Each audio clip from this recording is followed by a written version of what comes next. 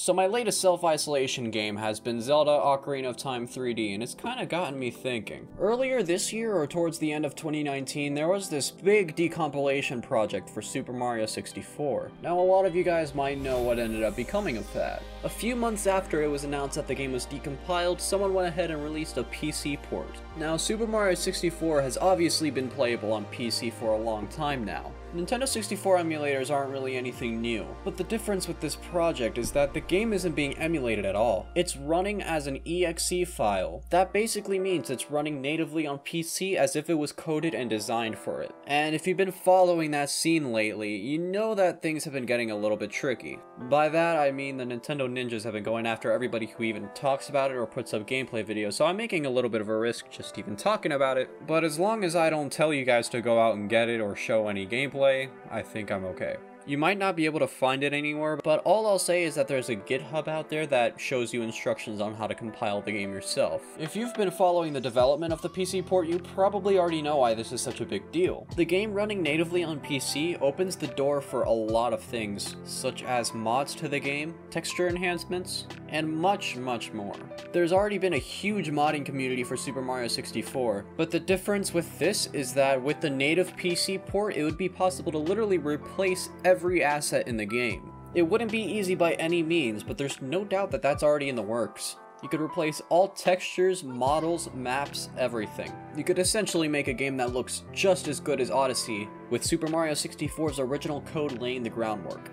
It's crazy to think that the dream of a graphically updated Super Mario 64 is feasible now. But if you've seen the title of this video, you know that this game isn't all I want to talk about. There was another game that was decompiled. No, it's not Majora's Mask, I just didn't have an Ocarina cartridge.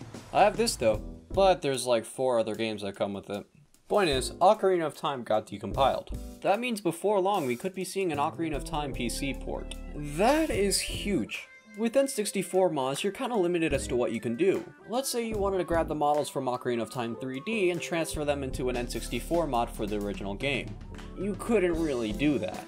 You would seriously exceed the amount of polygons that can be displayed at one time, and you'd probably only be able to put a part of the model in. But with a native PC port, there are much more opportunities. If you wanted to take every asset from Ocarina of Time 3D and move them over to the original game, you could do that. You could essentially have a game that looks like Ocarina of Time 3D, but plays like the original. But that's just the tip of the iceberg. You could do so much more. I'm just so excited for the day that people start creating their own levels using these PC ports. You could essentially create a brand new Zelda game using Ocarina of Time's engine.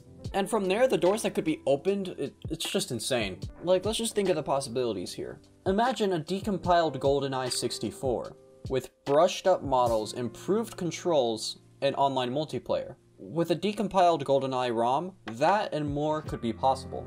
If we're being real, I think Nintendo should have made these improvements to their older games a long time ago.